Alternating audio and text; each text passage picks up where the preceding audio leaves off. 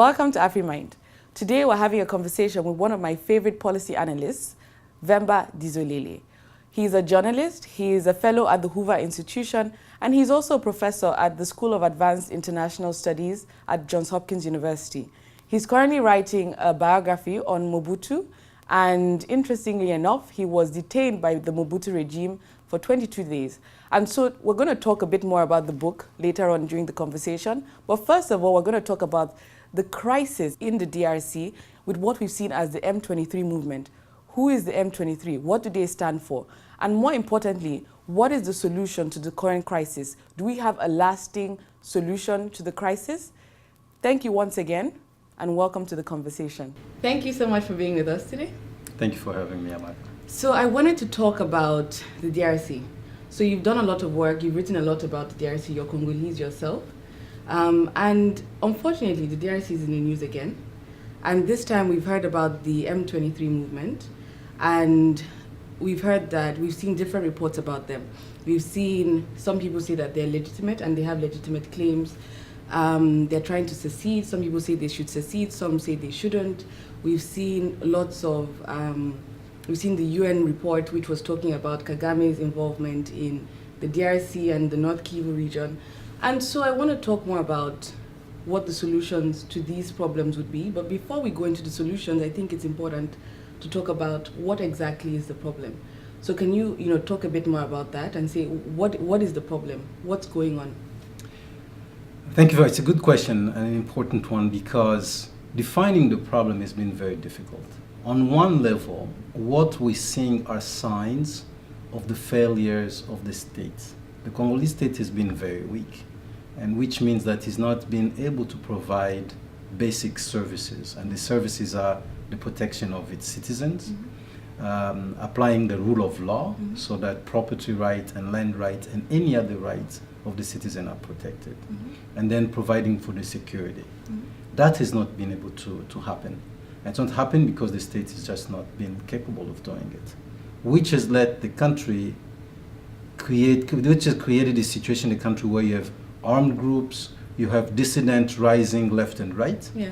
And the Tutsi problem, this particular, I call it the Tutsi problem, the M23 problem to be specific, is in that context. These are former rebels who were badly integrated in the Congolese army in deals that the public was not aware of, because often these deals are fostered in a secret setting.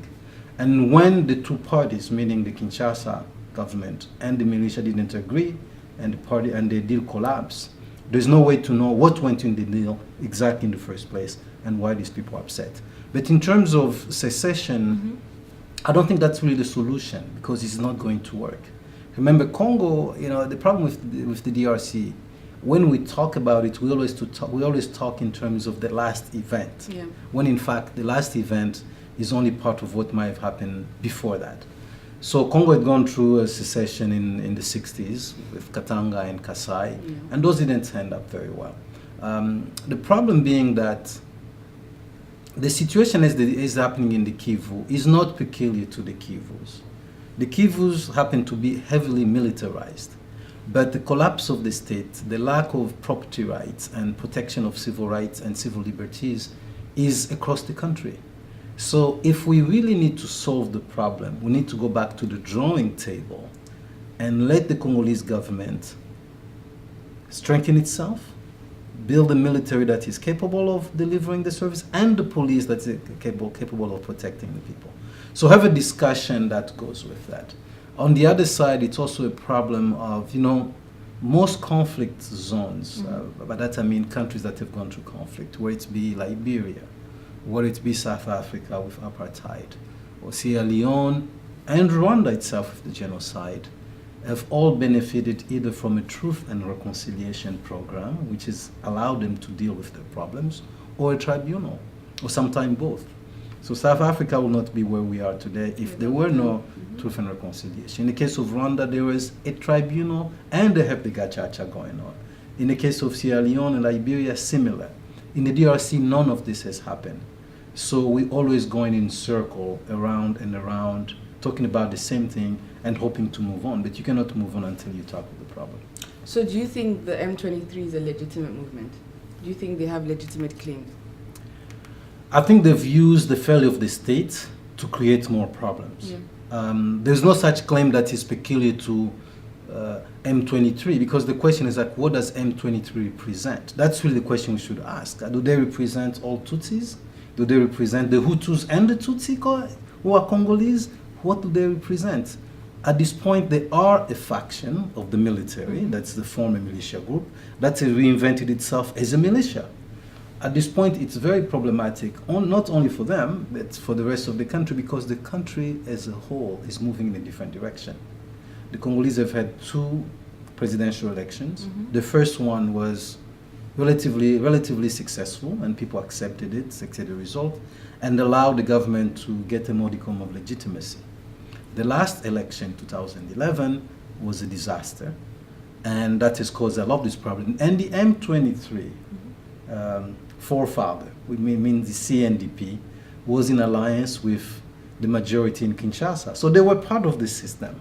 It's very interesting, to say the least, for them to claim that they were not part of that system, because the CNDP is part of the presidential majority. What is the solution to this problem? You hear lots of solutions being thrown about. So, for example, we've seen the US get more involved, and they've halted some aid to Rwanda following the UN report. We've seen, EU as well has cut off aid to Rwanda as well. We've seen people talking about whether Kagame should go to the ICC. You hear lots of solutions are being touted. But the question is, what is the real solution to this problem? Is it going to be external? And also, more importantly, do we have a Congolese solution? So you mentioned a few things I would like you to touch upon, maybe more detail, but what is the solution to this problem? The problem is that so far, we've only applied military options. So on the Rwandan side, the Rwandans behave like Sparta. They've had some military success over the years, and they've come really to build a paradigm on this basis. Or we have a strong army, therefore we can go and do X, Y, Z. But we've seen that military is not enough. Rwanda has invaded Congo twice. Rwanda has proxy militias in Congo, they don't deny it. And yet, the security is not guaranteed. It's not guaranteed, and it will not be guaranteed through military solutions, because it's just not enough. The problem that Congo is facing are not military problems. On the Kinshasa side, they also try to use the military solution by launching offensives, and those offensives always fail. So that leaves us with the political solution. And the political solution has 2 prongs. Okay. On one level is to put pressure on anybody, whether it's Rwanda, Uganda, or anybody else who supports militias and support this military adventurism, which has cost 6 million deaths. It's a lot of deaths already, without bringing peace neither to the Congolese or to the Rwandans. Rwanda looks stable now, but it's not really at peace, because just because there's no war doesn't mean the country's at peace, and they know it. So how do we get to a long-lasting peace? We get to a long-lasting peace by supporting the Congolese in a transitional justice process, because there've not been any tribunal in DRC. There've not been truth and reconciliation. Until that is happened, until that is in place, then this kind of stuff about M23 and Newsweek will continue happening, because if your family grabbed my land, I know it. I cannot forget it until that problem is solved. If I don't solve it, I'll leave it to my kids to solve. So the Rwandans know this better than anybody else because of their own experience. We need democratization, real democratization in the DRC. We need decentralization in DRC. We need security sector reform in DRC. And we need real justice. When those happen, the neighbor can, but also there's a part of it is purely Congolese, of course, but part of it is for the neighbors to leave the Congolese alone. So are you optimistic? I think sometimes the narrative on the Congo is it's a single narrative. It's about war, it's about struggle. Are you optimistic about the DRC and the future?